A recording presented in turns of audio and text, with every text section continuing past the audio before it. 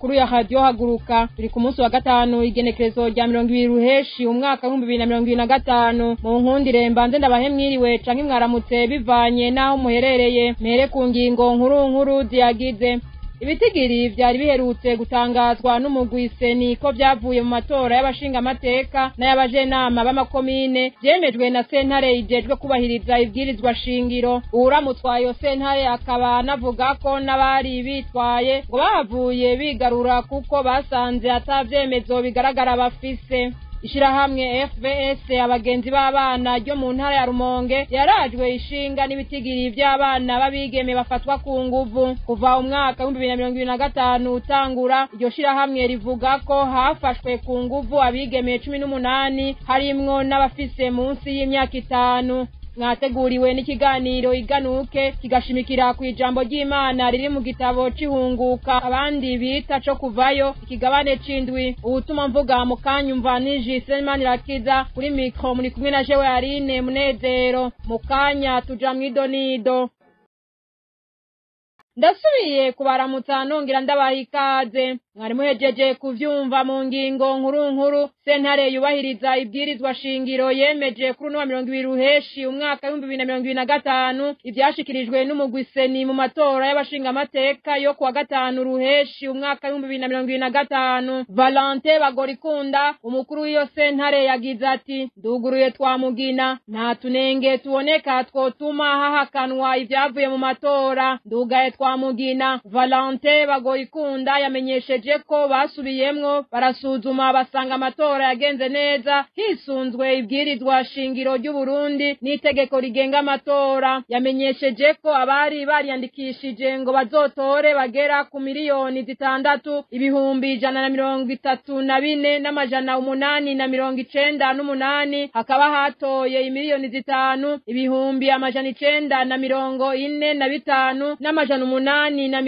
5,545,869 amajwi yabaye imfa gusa akabangana n'ibihumbi 42,177 n'ama abstention ibihumbi 44,518 nayo ngo abashoboye kwitabira amatora bakaba bagera ku bice 98 n'uduce 88 kwijana. Uwarongoye yo sentare Valente Bagorikunda yamenyesheje kandi ko hari n'abitwaye bakiriwe ariko ko basanze ivyo bitwariye atafatiro bifise kandi atani ivyemezo bafise. Ngo baravye amajwi yasabwa kugira umugambwe wemererwe kuronka abashinga amateka umugambwe CNDD-FDD ngo niwo wonyene washoboye kuronka ibice byasabwa akaba ari wo mugambwe uzosasa mu nama nshinga amateka mu kiringo c'imyaka 5 kiva mu mwaka wa 2025 kigashika mu mwaka wa 2030. Inama nshinga amateka ikazoba igizwe n'abashinga amateka 111 bagizwe n'abahutu 65 abatutsi 43 hamwe n'abatwa 3. Tubamenyeshe ko abashinga amateka bari bahari bazorangiza ikiringo cabo kwa 28 za kuno kwezi kwa ruheshi umwaka wa 2025 abandi nabo bakazotangura ikiringo cabo itariki 28 mu kakaro umwaka wa 2025. Bamwe n'abandi bakabona ko atawuribwa n'inzoka heza kitwara ku isato. Ivy'ubusuma bw'amatora ngo bwateguwe na systeme yose ya CNDD-FDD ngo ntaho kwitwara hariho. Abarundi ngo bomenya yuko uburenganzira bwabo bwo gutora uwo bashaka aribo bakwiye kubuharanira mu kuva hasi bakanka gutwarwa bacuritse.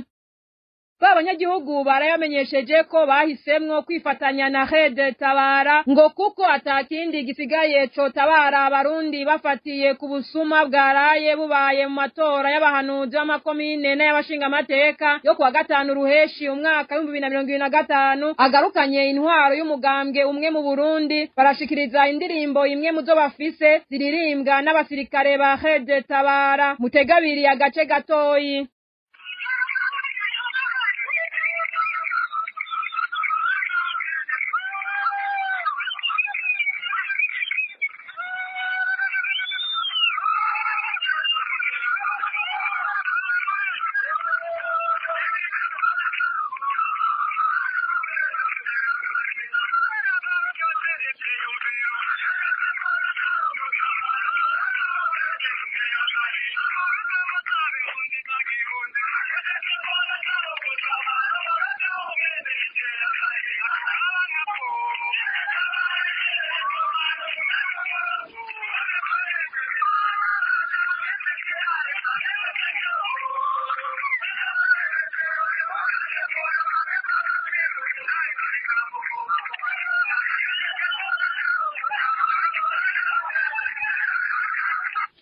abanyagihugu bakabandanya bamenyesha ko Rede Tabara ivuga ko ikeneye ko amasezerano ya Arusha asubizwaho impunzi zihunguka amatora ajamwe bose atanumwe akumiriwe kandi yateguwe neza basaba ko abarundi bose bashigikira Rede Tabara umwe muri bo tumutegabiri ngira muravyiyumviye mizi ndirimbo z'abasirikare babagwanyi babavandimwe bacu bemeye bakatwitangira bemeye bakatwigura bakaba ngaho muri Kongo ngira mwavyumviye mu ndirimbo aho banavuze yuko barusha abasirikare wacu babaruka muri Kongo bagiye guhiga Rede Tabara ngira mwavyumviye ngira mwiyumviye bavuga agasuzuguro bavuzemo koloneli aho yahagarikwa n'imbonerakure bavuzemo majoro aho yambuka ikirato n'imbonerakure aho gasuzuguro kazananye umuntu wese aca yibaza kazananye si kuri ca kintu cyose cy'umukuru w'igihugu aho yahaje ububasha imbonerakure ati wewe uzokwamuruta koloneli majoro kubera ubutungane ntuzokurengutsa kubera ubutungane ntuzoguhana jewe nkihavye ivyo ntivyaba majoro ntiyambuka ibirato koloneli ntiyahagarikwa ivyo ntitwe dutse twimenyere niyo mpamvu rero Rede Tabara nimba koko ikeneye ko amasezerano y'Arusha nibakomokako isubizwaho nimba koko ivuga yuko impunzi zihunguka nimba koko ivuga yuko amatora aba aserukiwe na bose haba kuyategura haba no kuyashira mu ngiro hose haserukiwe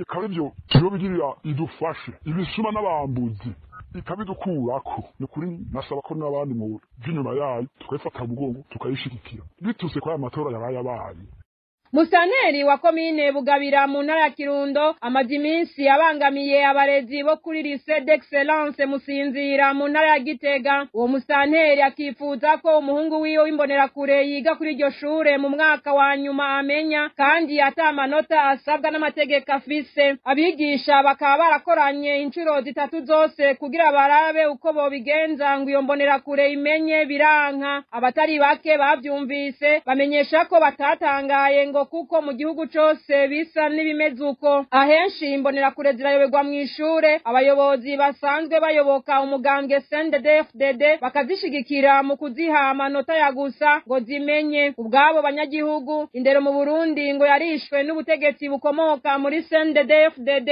ngo harakenewe ubundi butegetsi bushobora kuyinagura iyi nkuru tuyibaze Ninete Nonsi Mutoni Bonfils Twizeyimana niwe mwana wa musanteri wa komine Bugabira mu ntara ya Kirundo yitwa Eric Twizeyimana amaze kumva ko umwana wiwe yayobewe Eric Twizeyimana yoba yaciye yitura ubuyobozi bw'indero muri komine Gitega asaba ko umwana wiwe yomenya agahabwa urupapuro rwo guheza amashure y'inyuma y'ishure shingiro icyo gihe yoba yabwiwe ko yasimvye inzego arungikwa kubamurera ku ishure ni nawe yahavuye asaba ko izindi nama zikorana kugira ngo higwe ikibazo cy'uwo mwana wiwe amakuru ava kuri iryo shure avuga ko Eric Twizeyimana hageze igihe yandika n'ugwete ashirako n'ikimangu cha komine Bugabira asaba ko umwana wiwe yomenya afise amanota 58% mu gihe itegeko ritegekanya ko umwana wa nyuma amenya yiga mu mwaka wa nyuma w'ishure ry'akarorero abafise amanota angana na 57%.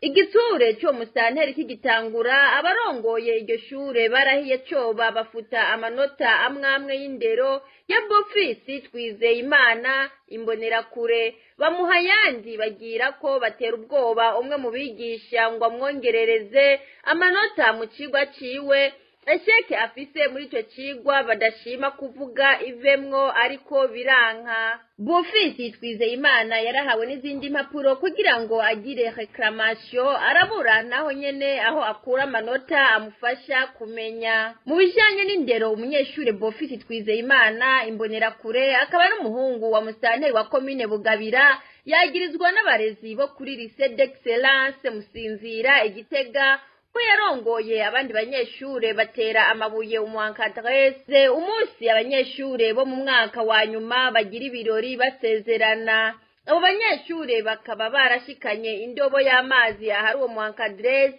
ngo bayamusuke ko atabagwa n'umukozi wo mu gikoni wo kuri iryo shure. Ni mu gihe isaha 7 z'ijoro uwo muhankadreze yasabye ko umuziki uhagarara, Bofisi Twizeyimana aranka acamutera amabuye, mu nyuma agomba kumusuka ko amazi.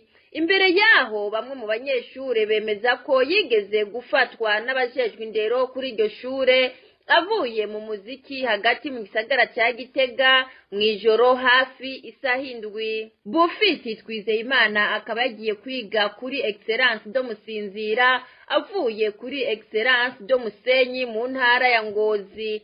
Naho nyene ngo ntiyitwara neza nk'uko bamwe mu bagenzi biwe bavyigana. Kuri uyu wa kane igenekezo ya 19 Ruheshi 2025 inama rukokoma yiga uko abanyeshure bamenya Jury de délibération mu rurimi rw'igifaransa kuri Lycée d'Excellence do Musinzira Gitega yasubiriye gukorana kugira higwe ikibazo cy'abanyeshure babiri baburanye bavuga ko barenganijwe kandi bari kumenya. Abo ni Nishimwe Ivela na Twizeyimana Bofisi. Nkuko byanditswe mu rwandiko ruhamagaza inama rwatewe ku mukono n'umuyobozi w'ishure, uwa kabiri ruremeza ko yafashijwe n'umuvyeyi wiwe kuburana ko yomenya. Ukaba wari umunsi ugira gatatu inama zikorana kugira ngo barabe ko uwo munyeshure Bofisi yomenya, ariko naho nyene vyabaye impfa gusa. Muri iyo nama ya délibération igira gatatu, abagenduzi b'indero muri komine n'abaserukira indero mu ntara bari bashitseho itegeko rishigwa mu ngiro, hafundikwa ko uwo munyeshure ayobewe nk'uko amakuru ava kuri iryo shure abivuga. Abatari bake bumvise ivyo bintu naho batashimye kuduha amajwi bamenyesha ko batatangaye ngo kuko mu gihugu cyose bisa n'ibimeze uko. Ahenshi imbonera kure zirayoberwa mu ishure, abayobozi basanzwe bayoboka umugambwe CNDD-FDD bakazishigikira mu kuziha amanota ya gusa ngo zimenye. Kubwabo banyagihugu indero mu Burundi ngo yarishwe n'ubutegetsi bukomoka muri CNDD-FDD, ngo harakenewe ubundi butegetsi bushobora kuyinagura. Urakenuye Ninete Nancy Mutoni kuri iyo nkuru uhejeje kudushikiriza. Abana 18 barafashwe ku nguvu kuva mu ntango z'uyu mwaka wa 2025 mu ntara ya Rumonge. Ibitigiri vyatororokanijwe n'ishirahamwe FVS abagenzi b'abana muri iyo ntara. Muri iryo shirahamwe bagategwa impungenge no kubona ibice 50 by'abo bana arabafise munsi y'imyaka 5. Naho muri iryo shirahamwe basaba abajejwe intwaro n'ubutungane guhagurukira ico kibazo. Bamwe n'abandi bavuga ko atabutungane biteze ku ntwaro ikomoka mu mugambwe CNDD-FDD narijya bagirizwa ico caha cyo gufata ku nguvu abana babigeme bagizwe ahanini n'imbonera kure zegamiye uwo mugambwe uri ku butegetsi. Ubutungane nyabwo ngo n'abarundi ubwabo bazobwishiriraho babanje kwirukana intwaro ihari muri kino gihe. Inkuru twateguriwe na Dondo Diemba z'umutima. Abanyagihugu baba mu bice bitandukanye bigize intara ya Rumonge bavuga ko batewe amakenga n'umurindi wifatwa ku nguvu ry'abana babigeme. Ni mu gihe abana 18 bafashwe ku nguvu kuva mu ntango z'uyu mwaka wa 2025 aho muri iyo ntara ya Rumonge. Kubw'ibitigiri vyatororokanijwe n'ishirahamwe FVS abagenzi b'abana ikorera muri iyo ntara. Muri iryo shirahamwe bategwa impungenge no kubona ibice 50 vy'abo bana, no kuvuga abana 9 kuri 18 ari abafise munsi y'imyaka 5. Ku majwi dukesha radio Shima FM ikorera mu gisagara ca Rumonge, Fulgence Ngabire umuhuza bikorwa mwishirahamwe FVS abagenzi b'abana ashikiriza ko ivyo bitigiri bishobora kubandanya vyongerekana hamwe atacokogwa. Mu kiringo c'amezi 6 kuva umwaka utangura, abatwitwe ngaha ku biro by'ishirahamwe FVS bana bafashwe ku nguvu ni abana 18. Muri abana 18 9 ni abana batarakwiza imyaka 5. Ivyo rero bikumvikana ko ari ikintu kibaje cyane, naho abagizwa ivyo vyaha boneka ko abafashwe bahanwa, hariho abaheza bagaca bahunga ntibahave ngo bakurikiranwe ku caha bakoze kubera bahunze. Ndavye umuvuduko turiko wihohotera w'abana cyane cyane ivyo gufata ku nguvu, ndabona ko ibiharo tugeze ko uno mwaka bibandanije tubandanije uku atagiye bisuje inyuma ahubwo ivyo no mwaka zizohava biba vyinshi gusumba ivyo ku mwaka uheze. Mwishirahamwe FVS abagenzi b'abana batera kamo abajejwe intwaro n'abajejwe ubutungane guhana bikomeye abagirizwa ako kabi kabisha. Abajejwe intwaro n'ubutungane nta kandi kamo tubatera atari ukubandanya tubahamagarira ko bafata iya mbere mu kugwanya ayo mabi na cane cane mu guhana bimwe vy'akarorero na cane cane hisunzwe amategeko mpanavyaha abantu bose boba bafashwe bagirizwa ico caha, kandi no guhimiriza abo barongoye duhereye hasi kuri nyumba 10 kuduga kugira ngo ikibano cumbe yuko uruhara arwaco gukingira umwana. Naho muri iryo shirahamwe basaba abajejwe intwaro n'ubutungane guhagurukira ico kibazo, bamwe n'abandi bavuga ko atabutungane biteze ku ntwaro ikomoka mu mugambwe CNDD FDD narirya abagirizwa ico caha co gufata ku nguvu abana babigeme bagizwe ahanini n'imbonerakure zegamiye uwo mugambwe uri ku butegetsi. Ubutungane nyabwo ngo n'abarundi ubwabo bazobwishiriraho babanje kwikurako intwari hari muri kino gihe. Dondo Diemba z'umutima nawe urakenuye. Inyuma y'akaruhuko bagira baduhe mu buhinga bw'ivyuma duca tuja ku gice ca kabiri gihariwe ikiganiro. Ikiganiro iganuke kuri no munsi wa gatanu igenekerezo rya 20 ruheshi umwaka 2025 gishimikira ku ijambo ry'Imana riri mu gitabo c'ihunguka abandi bita co kuvayo ikigabane c'indwi kuva ku murongo w'indwi gushika kwa 16 mu gishikirizwa na Pasteur Janvier Uwizeye. Bakunzi baradio haguruka turongeye kuramutsa amahoro y'Imana bane namwe. Bamwe bose aho baherereye ko bari mwijoro turabifurije ijoro ryiza ko ari ku murango nabo komeze kugira umurango mwiza eka nawe uri mu gitondo tubifurije igitondo ciza c'umugisha n'amahoro. Uno munsi rero muri kino kiganiro cacu iganuke tugiye kongera gusangira umurongo w'ijambo ry'Imana nkuko tubimenyereye. Iganiro iganuke mu mwanya w'ijambo ry'Imana gica hano kuri radio haguruka aho twisunze canke duhagaze mu ijambo ry'Imana tubona iganuke Imana ibituzaniye. Reka rero dusangire amajambo y'Imana dusoma mu gitabo co kuvayo. Hariho abacita cyo kuvayo, hari bacita ihunguka, mu gihugu kibanyi naho bakivuga ko ari igitabo cyo kuva. Reka dusome igice c'indwi turahera ku murongo 8 dushike ku murongo wa 16. Reka dusome mu izina rya Kristo Yesu. Ijambo ry'umutwe ravuga ngo abanyamareba ba Farao bigana ivyaca kimenyetso c'inkoni. Turasoma ku murongo 8. Uhoraho abarira Mose na Aroni ati Farao ni yabarondera ko ikimenyetso kibamenyekanisha ubwire Aroni utizana iyo nkoni witwaje uyiterere hasi imbere ya Farao kugira ngo ihinduke inzoka. Nuko Mose na Aroni binjira kwa Farao bagira nk'uko Uhoraho yababariye. Aroni aterera inkoni yiwe hasi imbere ya Farao n'abantu biwe ihinduka inzoka. Farao nawe ahamagara abanyamareba abanyabwenge n'abapfumu abo nibo banyamareba bo muri Egiputa nabo babigira batyo babikoresheje amareba yabo. Umuntu wese muri bo aterera inkoni yiwe hasi ibinzoka, maze inkoni ya Aroni imirizabo. Umutima wa Farao urakomantara ntiyabumvira nk'uko haraho yari yarabivuze. Imana yacu ihabwe icubahiro. Joti bakunzi muri ko muratukurikirana muri kino kiganiro nk'uko mutubyumvise muri murongo y'ijambo ry'Imana dusomye. Iki gihe ni igihe Imana yari kirabwira Mose canke Musa ngo haguruke agende gukura ubwoko bw'Imana mu maboko ya Farao. Imana utabare cyane. Hanyuma Mose atangura kwinjizanya imitima, atangura kuraba imyaka afise, atangura kuvuga ngo ntiyobishobora kuko Mose Bibiliya tubwira ngo ico gihe yarafise imyaka 80, akaba afise mukuru wiwe yitwa Aroni nawe yarafise imyaka 83. Murumva bari bashaje, ariko Imana yiza gukoresha umuntu ikoresha uwo yatoranije. Imana utabare cyane, ntawe Imana itokoresha. Mose rero atangura kubwira Imana atereka jewe mvuga burimi acanke aragigimiza.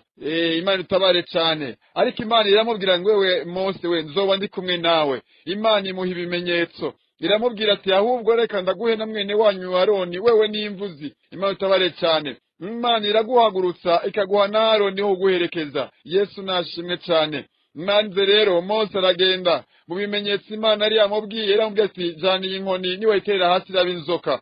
Maze niko rero nk'uko twabisomye Mose na Aroni canke Musa na mwene wabo Aroni barinjira kwa Farao ngo bafata caki ya nkoni bari bafise bayiterera imbere ya Farawo icika inzoka. Maze Farawo n'abakomantara umutima aravuga ati ivyo biroroshe, ngo ahamagara ngo abanyabwenge biwe, ahamagara abapfumu biwe aribo banyamareba, ngo nabo bazana inkoni zabo bazitereye hasi nayo zicika inzoka, kandi yari inzoka isa na za zindi. Imana itabare cyane. Hanyuma ariko nubwo vyasa, inkoni ya Aroni, ya nkoni ya Mose na Aroni, ngwica iya nzoka yavamwo imiragura za zindi zose irazimira. Imana yacu agicubahiro. Nagenda kubwire wewe uri kuratwumviriza, nubwo hari abariko bishimikiza bitwaje inguvu z'abarozi z'abakonikoni, nubwo hari bitwaza amanyanga atandukanye, ariko nagenda babwire ngo inkomezi z'Imana zimira izindi. Imana yacu agicubahiro. Hejuru y'imbaraga z'abapfumu, hejuru y'inkomezi z'abanyamareba, hejuru y'inkomezi z'abakonikoni hariho inkomezi z'Imana. Imana yacu agicubahiro. Wewe rero wizigiye Imana, wewe wizigiye gutabagwa n'Imana, ngiri ganuke ndakuzaniye, ngiyi inkuru nziza ndakuzaniye, nuko hejuru y'imbaraga, hejuru y'inkomezi, hejuru y'ubushobozi bw'abapfumu n'abakonikoni hari Imana ikugwanirira. Imana yacu agicubahiro. Uno munsi mu gihugu abenshi bararira, abenshi baraganya, nubwo baheruka mu bihe biti by'amatora, abenshi baravuga ingene vyagenze, abenshi baravuga ngo impinyanyuro zabaye, hariho n'abagenda bavuga ngo tugahinyanyure, abandi ngo zige zose, abandi ngo twaragahinyanyuye. Ariko nagenda kubwire ngo hirya yo guhinyanyura kw'abantu hariho guhinyanyura kw'Imana, hirya yo gutekinika kw'abantu hariho ubushobozi bw'Imana. Ntimucike intege, ntimuranduka umutima. Ngiriganuke rero y'uno munsi kwihanga ry'abarundi, ndababwira ngo ntimugacike intege, ntimuranduke imitima, ntimuhebure. Imana yacu ihabwa icubahiro. Inkoni ya Mose yamize izindi, imbaraga z'Imana zimira izindi, ubushobozi bw'Imana bumira ubundi. Ico Imana yavuze ntigishobora gusubirizwa n'ivyo abantu bavuga. Imana yacu ihabwa icubahiro. Nimba yaravuze igihugu c'u Burundi ari igihugu c'amata n'ubuki, ari igihugu basokuru baturaze twese ngo tukwibemwo twese, ari impetso ya bose, ndabazaniye iganuke yemwe n'abari mu buhungiro, ngo nimuhumure kandi mukomere, kandi ntimunyiganyige, kubera hejuru y'inkomezi z'abapfumu, hejuru y'uguhinyanyura hari Imana, hari Imana ibakunda, hari Imana ibitwararika. Imana yacu agicubahiro. Ndabwira ariko ratwumviriza bari mu mabohero atandukanye ngo nimukomere mwihangane, kuko hejuru y'ububasha bw'abapfunze hari ububasha bw'Imana. Hari Imana yakuye Yosefu muri gereza, hari Imana yakuye Danieli mu gobo rw'intambwe, hari Imana yakuye Shadraka, Meshaki na Abedenego mw'itanure ry'umuriro, irabatabara. Uno munsi niyo Mana yashoboje Mose na Aroni kw'inkoni yabo imira izindi, kuko ubushobozi bwayo atabugereranywa n'ubushobozi bw'abantu. Imana yacu agicubahiro. Ariko mu Farawo nubwo yabonye ivyo vyose,